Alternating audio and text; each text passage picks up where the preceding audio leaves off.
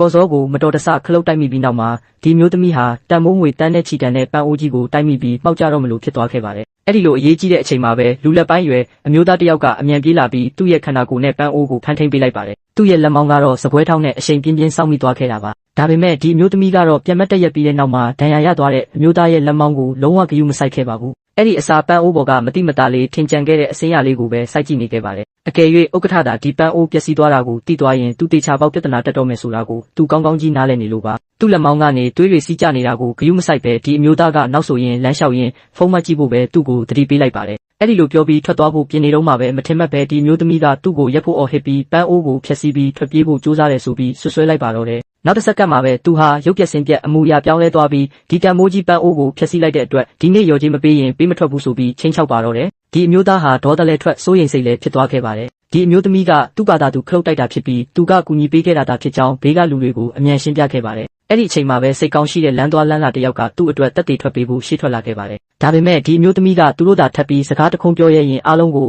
အလုတ်ဖြုတ်ပစ်မယ်ဆိုပြီးရဲရဲဆက်ဆက်ချင်းချောက်လိုက်တာကြောင့်လူအုပ်ကြီးဟာငြိမ်သက်သွားခဲ့ရပါတယ်။အဲ့ဒီအချိန်မှာပဲမန်နေဂျာရောက်လာပါတော့တယ်။သူ့ဘက်ကကူညီမဲ့သူရောက်လာပြီဆိုတာသိလိုက်တာနဲ့ဒီအမျိုးသမီးဟာမန်နေဂျာစီအပြေးလွှားသွားပြီးဒီအမျိုးသားကပန်းအိုးကိုဖျက်ဆီးရုံတင်မကပဲသူ့ကိုပါနှောက်ယှက်စော်ကားပါတယ်ဆိုပြီးမျက်ရည်ဆက်လက်နဲ့တိုင်တော့ပါတော့တယ်။ဒါကိုကြားလိုက်ရတဲ့မန်နေဂျာကလည်းဒီအမျိုးသားကိုကုမ္ပဏီထိလာပြီးငွေညစ်ရဲတယ်ဆိုပြီးချက်ချင်းပဲလှောင်ပြောင်လိုက်ပါတယ်။လမ်းသွားလမ်းလာကဒီအမျိုးသားဟာကူညီပေးခဲ့တာပါလို့ထပ်ပြီးရှင်းပြဖို့ကြိုးစားတဲ့အခါမှာတော့မန်နေဂျာကဒေါသတကြီးနဲ့ငေါင်ငန်းလိုက်ပြီးမျက်လုံးကိုတိတိကျကျဖွင့်ကြည့်ဖို့သူဟာဥက္ကဋ္ဌရဲ့စစ်ဆက်ထားသူဖြစ်တယ်ဆိုတာကိုပြောလိုက်ပါတယ်။ဒါကိုကြားလိုက်ရတဲ့အချိန်မှာတော့ဒီလူလက်ပိုင်းအမျိုးသားကြီးဟာရုတ်တရက်တောင်ခဲသွားခဲ့ပါတယ်။သူ့ရှိမှရက်နေတဲ့မန်နေဂျာဟာတကယ်တော့သူ့ရဲ့အနာဂတ်တမန်လောင်ဖြစ်နေလို့ပါပဲ။တကယ်တော့ဒီအမျိုးသားကြီးကဒီလုပ်ငန်းစုကြီးတစ်ခုလုံးကိုတည်ထောင်ခဲ့သူပါ။သူဟာနှစ်ပေါင်းများစွာနိုင်ငံခြားမှာနေထိုင်ခဲ့ပြီးကုမ္ပဏီကိုတော့သူ့သမီးလက်ထဲမှာပဲအနံ့ထားခဲ့တာဖြစ်ပါတယ်။သူဒီနေ့ပဲနိုင်ငံကိုပြန်ရောက်လာတဲ့အချိန်မှာသမီးဖြစ်သူကအိမ်အောင်ပြုတော့မယ်လို့ပြောလာတာကြောင့်အနာဂတ်တမန်လောင်ရဲ့စိတ်နေစိတ်ထားကိုကိုယ်တိုင်လာရောက်အကဲခတ်တာဖြစ်ပါတယ်။သူ့သမီးကတော့သူ့ရဲ့စစ်ဆက်ထားသူဟာလုံးဝယုံကြည်ထိုက်သူပါလို့ယုံကြည်ချက်အပြည့်နဲ့ပြောခဲ့တာပါ။ဒါပေမဲ့မထင်မှတ်ပဲဒီလူဟာသမီးဖြစ်သူရဲ့တငယ်ချင်းဖြစ်သူနဲ့ခိုးကြောင်ခိုးဝက်တွဲနေုံတင်မကပဲကုမ္ပဏီတစ်ခုလုံးကိုဝါမျိုးဖို့ပါ